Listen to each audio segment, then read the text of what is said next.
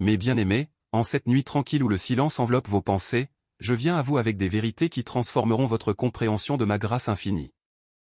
Tant de mes enfants portent des fardeaux qu'ils n'ont jamais été destinés à porter, s'accrochant à des malentendus qui les éloignent de la plénitude de mon amour. Ce soir, alors que vous vous reposez dans ma présence, je désire libérer votre cœur de 3 grandes confusions qui ont emprisonné trop de mes bien-aimés dans la peur, la honte et le doute. Le premier malentendu qui pèse lourdement sur tant de cœurs est cette croyance que ma grâce doit être méritée, que vous devez être suffisamment bon, suffisamment pur, suffisamment digne pour recevoir mon amour. Mes enfants, écoutez bien ces paroles car elles peuvent changer le cours de votre vie éternelle. Ma grâce n'est pas un salaire que vous gagnez par vos efforts. Elle n'est pas une récompense pour votre perfection. Elle est un cadeau offert librement, coulant de mon cœur vers le vôtre sans condition, sans exigence, sans prix à payer. Quand je vous regarde, je ne vois pas d'abord vos échecs, vos erreurs, vos moments de faiblesse. Je vois mes enfants bien-aimés, créés à mon image, précieux au-delà de toute mesure, dignes de mon amour simplement parce que vous existez. Trop longtemps, vous avez cru que vous deviez nettoyer votre vie avant de venir à moi, que vous deviez corriger tous vos défauts, surmonter toutes vos faiblesses. Vous transformer en quelqu'un de présentable avant de pouvoir vous approcher de ma présence. Mais mes bien-aimés, c'est précisément l'inverse de la vérité. Vous venez à moi tel que vous êtes, dans votre état brisé, dans votre confusion, dans votre imperfection, et c'est là que ma grâce commence son œuvre miraculeuse. Je ne vous demande pas de vous réparer vous-même avant de venir chercher mon aide. Je vous invite à venir exactement comme vous êtes maintenant, en ce moment même, avec tous vos doutes, toutes vos blessures, tous vos échecs. Pensez à l'histoire du fils prodigue que j'ai partagé avec le monde. Ce jeune homme avait tout gaspillé, avait déshonoré son père, avait vécu dans la débauche et la honte. Pourtant, quand il est revenu, sale, affamé, désespéré, son père n'a pas attendu qu'il se nettoie d'abord. Il n'a pas exigé une période de probation ou une liste de bonnes actions pour compenser ses erreurs. Non, le père a couru vers son fils, l'a embrassé dans son état pitoyable, a ordonné les plus beaux vêtements, a préparé un festin. C'est ainsi que fonctionne ma grâce. Elle court vers vous dans votre misère, vous embrasse dans votre honte, vous revêt de dignité avant même que vous ayez prononcé un mot d'excuse. Combien parmi vous ont passé des années à essayer de se rendre dignes de mon amour? Combien ont établi des standards impossibles pour eux-mêmes, pensant que s'ils pouvaient juste prier assez, jeûner assez, servir assez, alors peut-être, juste peut-être, ils mériteraient mon attention? Mes enfants, cette pensée même brise mon cœur car elle nie la nature fondamentale de ce que je vous offre. Si ma grâce pouvait être méritée par vos efforts, ce ne serait plus de la grâce, ce serait un salaire, une transaction commerciale. Mais ma grâce transcende tous les systèmes d'échange humains. Elle est donnée non pas parce que vous le méritez, mais parce que je suis qui je suis, un Père d'amour infini qui désire ardemment la connexion avec ses enfants. Quand mon fils Jésus était sur la terre, qui cherchait-il? Les religieux qui pensaient avoir tout compris? Non, il cherchait les pécheurs, les rejetés, les brisés. Il mangeait avec les collecteurs d'impôts, touchait les lépreux, pardonnait les adultères, accueillait les prostituées. Pourquoi? Parce que ces personnes comprenaient quelque chose que les religieux avaient oublié, ils savaient qu'ils avaient besoin de grâce, ils ne prétendaient pas pouvoir se sauver eux-mêmes. Les pharisiens, avec toute leur droiture extérieure, avec toutes leurs prières publiques et leurs jeûnes ostentatoires, manquaient l'essence même de ma nature parce qu'ils pensaient pouvoir gagner leur chemin vers ma faveur. Laissez-moi vous dire une vérité profonde ce soir, le moment où vous abandonnez l'effort de gagner ma grâce est le moment où vous commencez vraiment à la recevoir. Tant que vous luttez pour être assez bon, vous restez concentré sur vous-même, sur vos performances, sur vos échecs. Mais quand vous acceptez que ma grâce est un don gratuit, votre attention se déplace de votre inadéquation vers mon adéquation absolue. Vous cessez de vous regarder vous-même et commencez à me regarder, moi. Et dans ce regard, dans cette connexion, la transformation commence non pas par votre effort mais par ma puissance qui travaille en vous. Certains d'entre vous ont porté la culpabilité de péchés passés pendant des décennies, incapables de se pardonner, convaincus que vous avez dépassé les limites de ma miséricorde. Vous rejouez vos erreurs dans votre esprit, vous torturant avec des pensées de ce qui aurait pu être si seulement vous aviez fait de meilleurs choix. Mes bien-aimés, écoutez-moi attentivement, il n'y a pas de péché dans votre passé qui soit plus grand que ma grâce. Il n'y a pas d'erreur que vous avez commise qui puisse annuler mon amour pour vous. Quand Jésus est mort sur la croix, il a porté tous vos péchés, passés, présents et futurs. Le pardon complet a déjà été accompli. Votre tâche n'est pas de gagner ce pardon mais de le recevoir, de l'accepter, de vivre dans sa réalité. Pensez à Pierre, qui a nié connaître Jésus 3 fois la nuit de son arrestation. Pierre, qui avait juré qu'il mourrait plutôt que de rejeter son Seigneur, qui s'était vanté de sa loyauté, s'est retrouvé à mentir aux domestiques, terrifié pour sa propre vie. Pourtant, après la résurrection, Jésus ne l'a pas rejeté, ne l'a pas humilié, ne lui a pas fait subir une longue période de pénitence. Il a restauré Pierre, l'a appelé à nourrir ses brebis, lui a confié la construction de son Église. Pourquoi? Parce que ma grâce ne dépend pas de votre perfection mais de ma nature parfaitement aimante.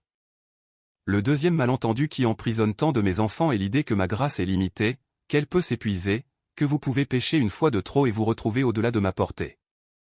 Cette pensée vient de votre expérience humaine où la patience s'épuise, où les gens ont des limites à leur tolérance, où le pardon peut être refusé après trop de trahison. Mais mes voies ne sont pas vos voies, et ma capacité de grâce est aussi infinie que mon être même.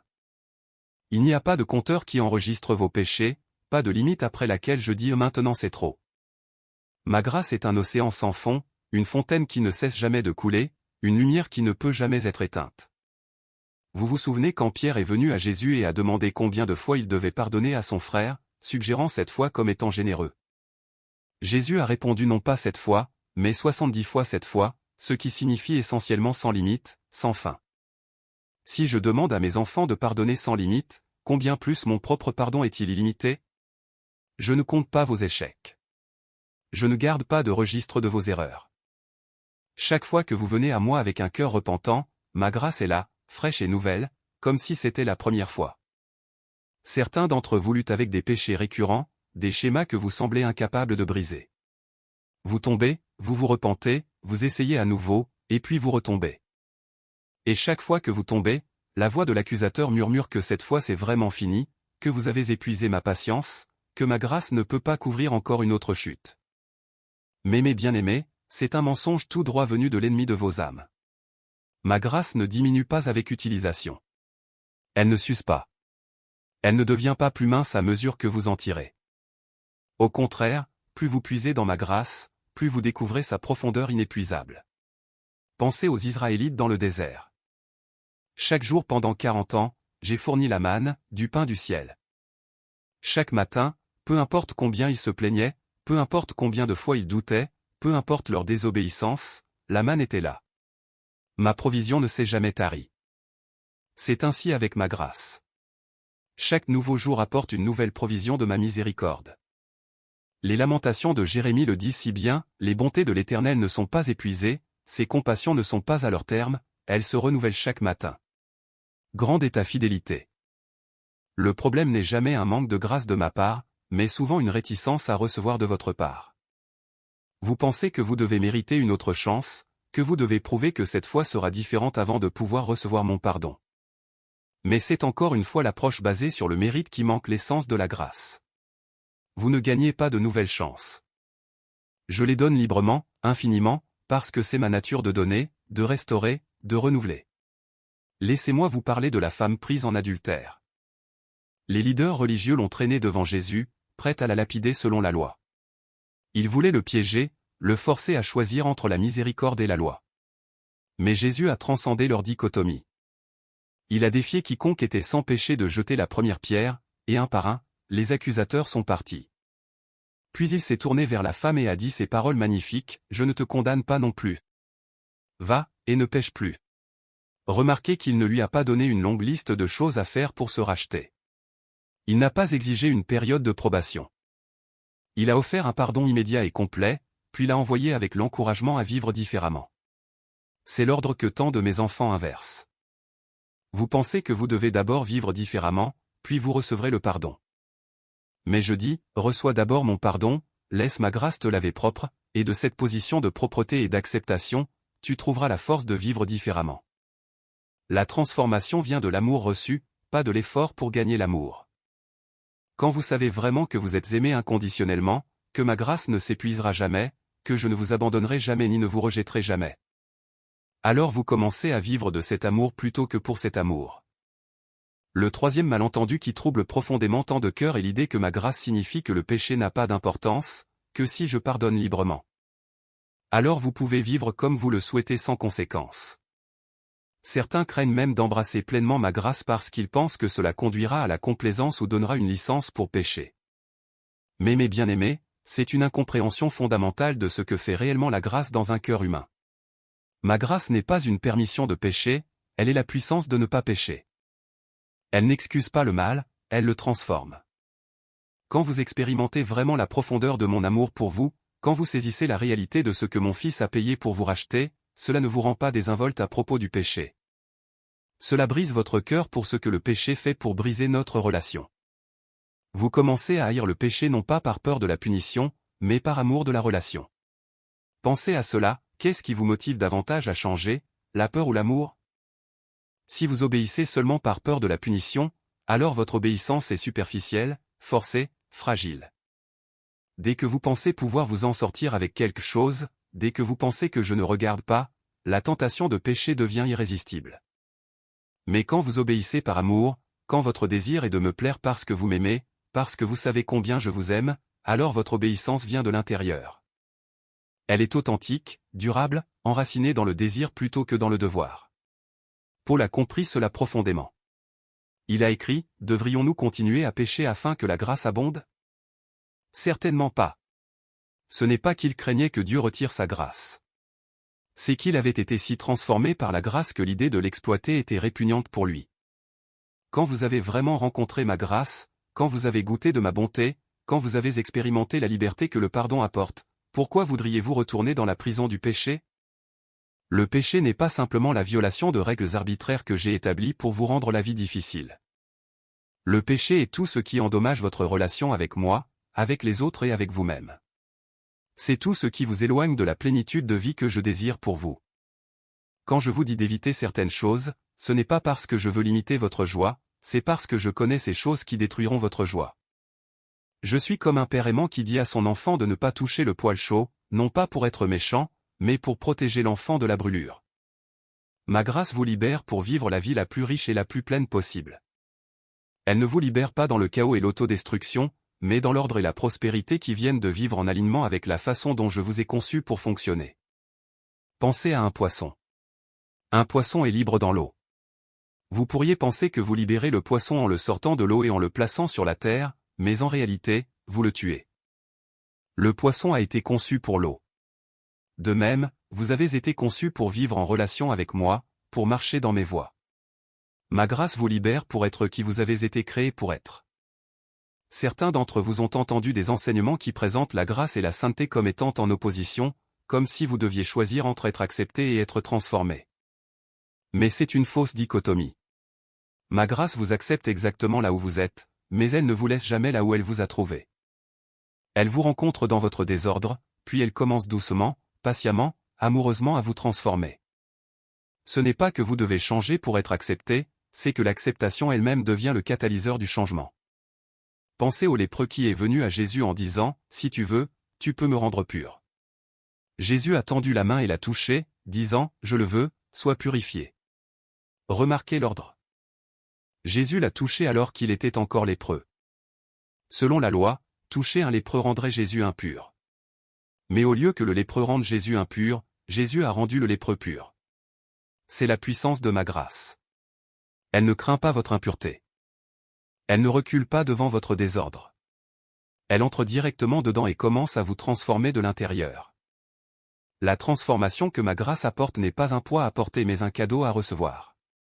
Vous ne vous efforcez pas de changer, vous permettez à ma grâce de faire son travail en vous. C'est comme une graine plantée dans le sol. La graine ne se bat pas pour devenir un arbre. Elle se soumet simplement au processus, recevant la lumière du soleil et l'eau, et la transformation se produit naturellement. De même, quand vous vous soumettez à ma grâce, quand vous restez dans mon amour, la transformation se produit. Non pas par votre effort mais par ma puissance qui travaille en vous. Paul a écrit que c'est par la grâce que vous êtes sauvés, par la foi, et ce n'est pas de vous-même, c'est le don de Dieu, non par les œuvres, afin que personne ne se glorifie.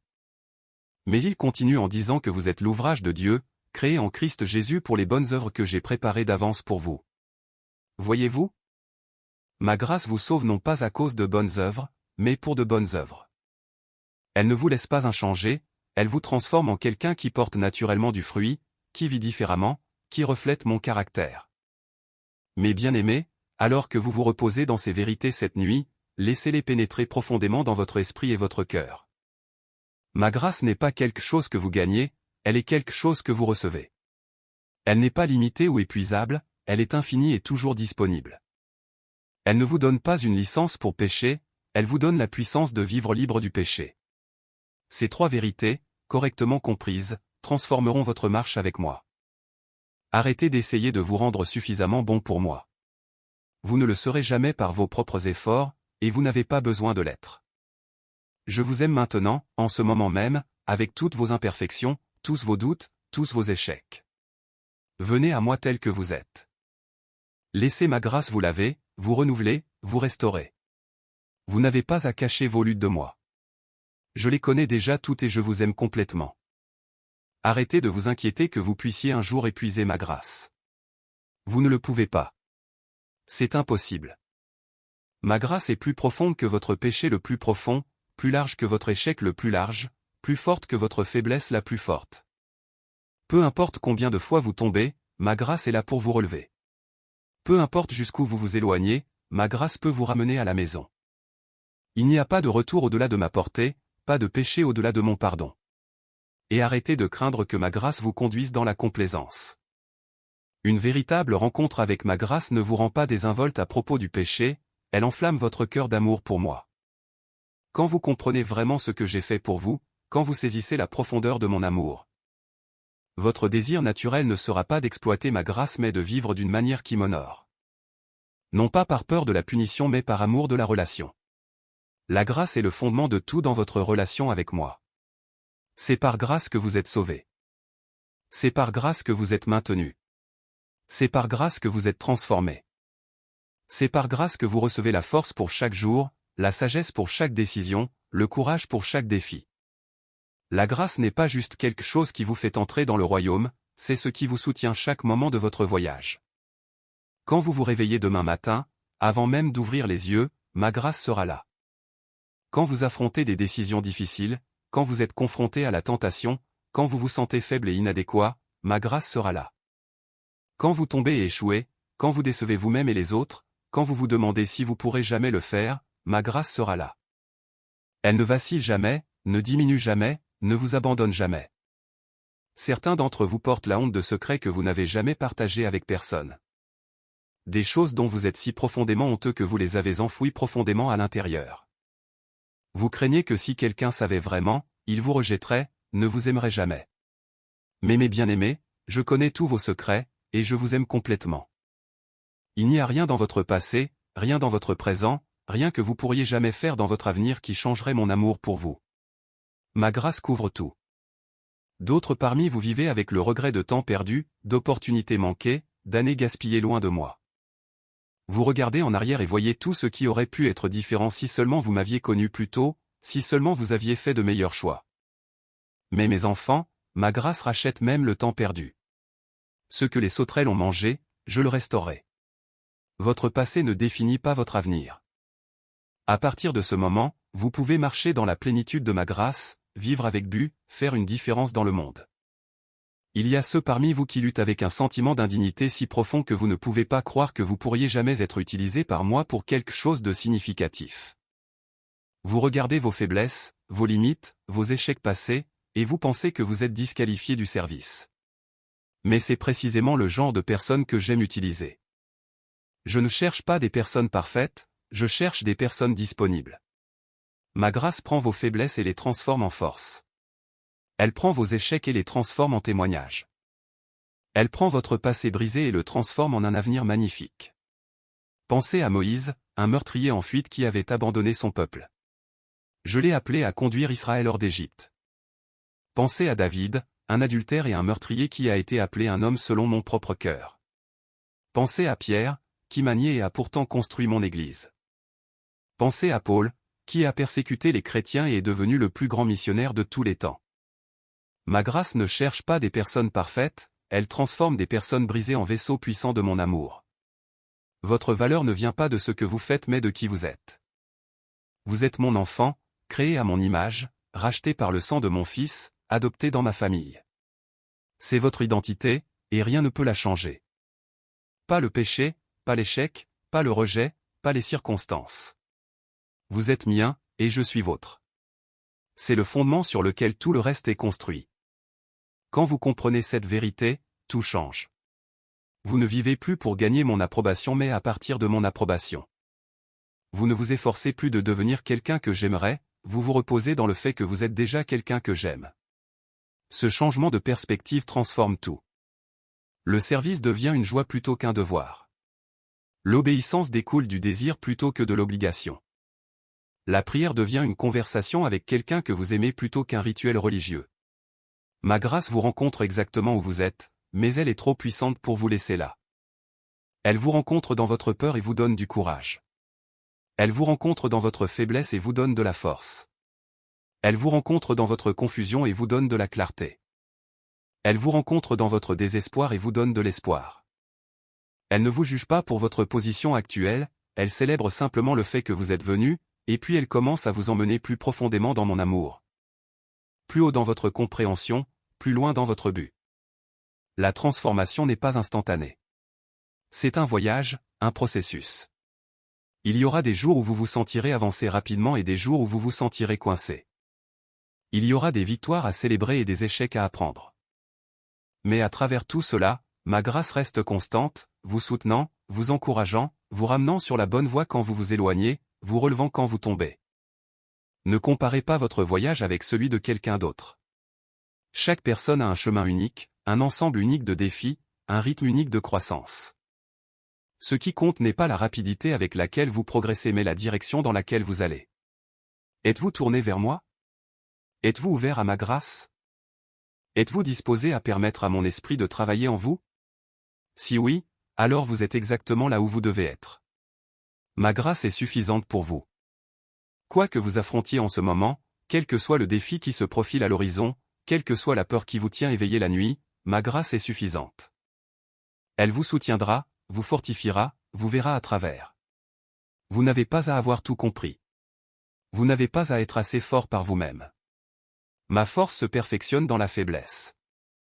Quand vous êtes faible, c'est là que ma grâce brille le plus.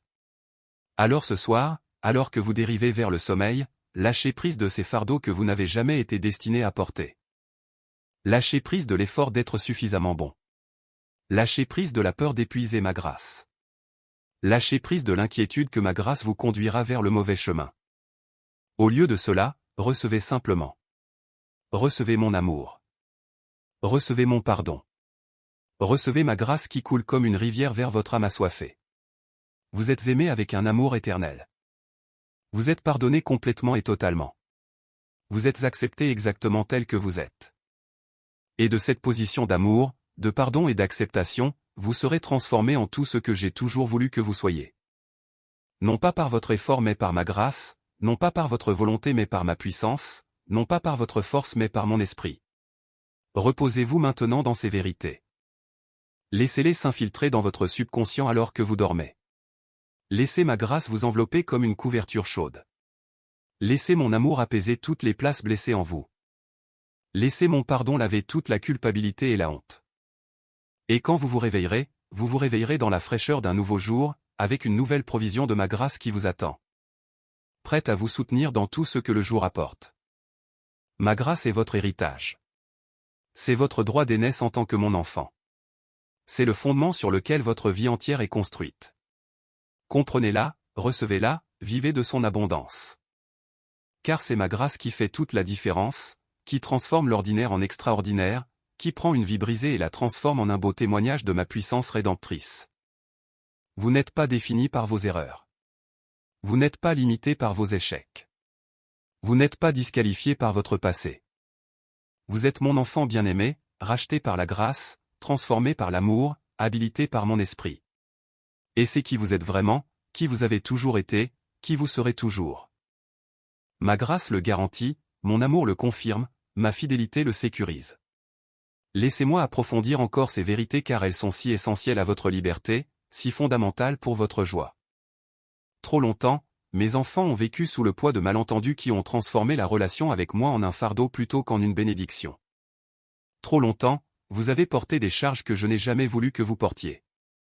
Cette nuit, je veux vous libérer complètement de ces chaînes qui ont lié vos âmes. Revenons à ce premier malentendu, cette croyance profondément enracinée que vous devez gagner ma grâce. D'où vient cette pensée? Elle vient de votre expérience dans un monde où presque tout doit être gagné, où l'amour est souvent conditionnel, où l'acceptation dépend de la performance. Dès votre plus jeune âge, vous avez appris que l'approbation vient quand vous répondez aux attentes, quand vous réussissez, quand vous vous comportez d'une certaine manière. Ce schéma s'imprime si profondément dans votre psyché qu'il devient votre cadre par défaut pour comprendre toutes les relations, y compris votre relation avec moi. Mais mes bien-aimés, je ne suis pas comme les humains avec lesquels vous avez vécu. Je ne fonctionne pas selon un système de mérite et de démérite. Mon amour pour vous n'est pas basé sur vos performances. Il est basé sur mon caractère. Je vous aime parce que je suis amour. Ce n'est pas quelque chose que je fais, c'est qui je suis. Tout comme le soleil ne peut s'empêcher de briller, je ne peux m'empêcher de vous aimer. C'est ma nature essentielle. Quand j'ai créé les cieux et la terre, j'ai dit que c'était bon. Quand j'ai créé les plantes et les animaux, j'ai dit que c'était bon. Mais quand j'ai créé l'humanité, quand j'ai créé vous, j'ai dit que c'était très bon. Avant que vous ayez fait quoi que ce soit, avant que vous ayez obéi à une seule commande, avant que vous ayez prouvé votre valeur de quelque manière que ce soit, je vous ai déjà déclaré très bon. Votre valeur ne découle pas de vos actions mais de mon acte créateur. Vous êtes précieux parce que je vous ai fait, parce que j'ai insufflé ma vie en vous, parce que vous portez mon image. Certains d'entre vous ont grandi dans des environnements où l'amour devait être gagné, où l'acceptation était conditionnelle à votre conformité.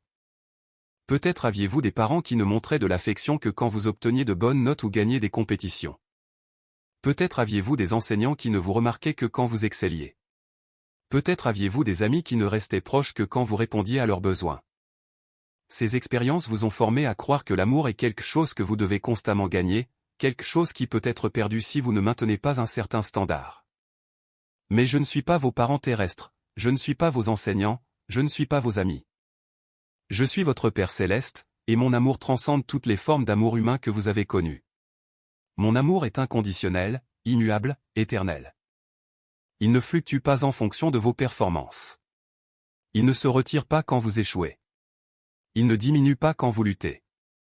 Il reste constant, stable, sûr, peu importe ce qui se passe dans votre vie. Pensez à la parabole de l'amour du Père pour ses deux fils. Le fils prodigue a gaspillé son héritage dans une vie sauvage, a fini par nourrir des porcs, a touché le fond de manière spectaculaire. Pourtant, quand il est revenu à la maison, sale et honteux, son père l'a accueilli non pas avec colère mais avec joie. Le père n'a pas dit « Maintenant tu as appris ta leçon. Maintenant tu as souffert assez. Maintenant peut-être que tu mérites une autre chance. » Non, le père a couru vers son fils alors qu'il était encore loin, l'a embrassé, a ordonné la meilleure robe, l'anneau, les sandales. A tué le veau gras pour une célébration. Et puis il y avait le fils aîné, qui était resté à la maison, qui avait travaillé fidèlement, qui avait fait tout ce qu'on lui demandait. Quand il a entendu la célébration pour son frère, il était en colère. Il a dit à son père, « Toutes ces années, j'ai travaillé pour toi, je ne t'ai jamais désobéi, pourtant tu n'as jamais célébré pour moi. » Et le père a répondu avec ces mots profonds, « Mon fils. Tu es toujours avec moi, et tout ce que j'ai est à toi. » Le fils aîné avait vécu comme un serviteur essayant de gagner l'approbation de son père. Alors qu'il aurait pu vivre comme un fils profitant de la générosité de son père. Combien parmi vous êtes comme le fils aîné, travaillant dur, essayant de gagner ce qui a déjà été librement donné? Vous avez accès à toutes mes richesses, à toute ma puissance, à toute ma grâce, pourtant vous vivez comme des mendiants parce que vous n'avez jamais compris que tout ce que j'ai est déjà à vous. Vous êtes mes enfants, mes héritiers. Vous n'avez pas à gagner votre héritage, vous devez simplement le réclamer, y marcher, en profiter. La différence entre vivre comme un serviteur et vivre comme un fils est profonde. Un serviteur travaille pour un salaire, craignant toujours la perte d'emploi, s'efforçant toujours de prouver sa valeur. Un fils travaille par amour, sécurisé dans sa position, confiant dans l'amour de son père. Un serviteur obéit par peur de la punition. Un fils obéit par désir de plaire à quelqu'un qu'il aime. Un serviteur garde ses distances, craignant d'être rejeté. Un fils s'approche avec confiance, sachant qu'il est bienvenu. Je vous appelle à vivre comme des fils et des filles, pas comme des serviteurs. Je vous appelle à vous approcher de moi avec confiance, pas avec peur. Je vous appelle à profiter de ma présence, pas à vous efforcer d'atteindre mon approbation. Vous avez déjà mon approbation. Vous êtes déjà accepté. Vous êtes déjà aimé. Maintenant, vivez de cette réalité plutôt que de travailler pour cette réalité. Ce changement de mentalité transformera tout dans votre vie spirituelle. La prière ne sera plus une corvée mais une conversation délicieuse avec quelqu'un que vous aimez. L'obéissance ne sera plus un fardeau mais une expression de votre amour. Le service ne sera plus une obligation mais un débordement de gratitude. L'adoration ne sera plus un rituel mais une célébration spontanée de qui je suis et de ce que j'ai fait. Maintenant, parlons plus profondément de ce deuxième malentendu, l'idée que ma grâce peut s'épuiser. Cette peur vient souvent d'expériences où vous avez épuisé la patience des gens, où vous avez fait une erreur de trop, où les relations se sont brisées parce que vous êtes allé trop loin. Peut-être avez-vous eu un ami qui a finalement dit « C'est fini, je ne peux plus faire ça ». Peut-être avez-vous eu un employeur qui vous a donné plusieurs chances puis vous a finalement licencié. Peut-être avez-vous eu une relation amoureuse qui s'est terminée parce que l'autre personne ne pouvait plus tolérer vos défauts. Ces expériences sont réelles et douloureuses, et elles créent une peur profonde que finalement, vous épuiserez aussi ma patience. Mais mes bien-aimés, ma patience ne peut pas être épuisée parce qu'elle découle de ma nature éternelle. Je ne suis pas un humain fini avec des réserves limitées d'énergie et de tolérance. Je suis le Dieu infini dont les ressources ne tarissent jamais, dont la compassion ne se fatigue jamais, dont l'amour ne s'use jamais. Pensez à l'océan. Combien d'eau pouvez-vous en retirer avant qu'il ne s'épuise? Vous pourriez remplir des millions de seaux, des milliards de conteneurs, et l'océan resterait toujours plein. C'est une image de ma grâce, mais même l'océan n'est qu'une faible image car l'océan est fini alors que ma grâce est vraiment infinie. Il n'y a littéralement pas de fin à elle. Vous ne pouvez pas l'épuiser, quoi que vous fassiez, combien de fois vous tombez, combien vous péchez. Je connais les luttes de certains d'entre vous avec des dépendances, des schémas de comportement que vous semblez incapables de briser. Vous avez essayé d'arrêter tant de fois. Vous avez prié, vous avez fait des vœux, vous avez été déterminé que cette fois serait différente. Et puis vous retombez encore, et la culpabilité et la honte sont écrasantes. Vous pensez, comment puis-je retourner vers Dieu encore? Combien de fois puis-je demander pardon pour la même chose? Sûrement il en a assez de moi maintenant. Mais mes bien-aimés, je n'ai jamais assez de vous. Je ne me lasse jamais de vous. Chaque fois que vous venez à moi, même si c'est pour le millième fois avec le même péché, je vous accueille avec le même amour, la même grâce, le même pardon que la première fois. Ma grâce ne diminue pas avec l'utilisation répétée. Elle ne devient pas plus mince parce que vous en avez souvent besoin. En fait, plus vous en tirez, plus vous découvrez qu'elle est profonde. Votre lutte contre le péché ne me frustre pas, elle me brise le cœur avec compassion pour vous. Je vois combien vous voulez changer. Je vois combien vous essayez. Je vois la bataille qui fait rage en vous. Et je suis avec vous dans cette bataille, vous donnant la force pour chaque jour, la grâce pour chaque échec, l'espoir pour chaque nouveau début. La transformation des schémas profondément enracinés prend du temps. Cela ne se produit généralement pas instantanément. C'est un processus, et les processus impliquent des hauts et des bas, des progrès et des revers. Ce qui compte, ce n'est pas que vous n'échouez jamais, c'est que vous continuez à revenir. Chaque fois que vous revenez vers moi après une chute, vous renforcez le schéma de vous tourner vers moi plutôt que de vous éloigner de moi. Finalement, ce schéma devient plus fort que le schéma du péché. Pensez à un enfant qui apprend à marcher. Combien de fois tombe-t-il?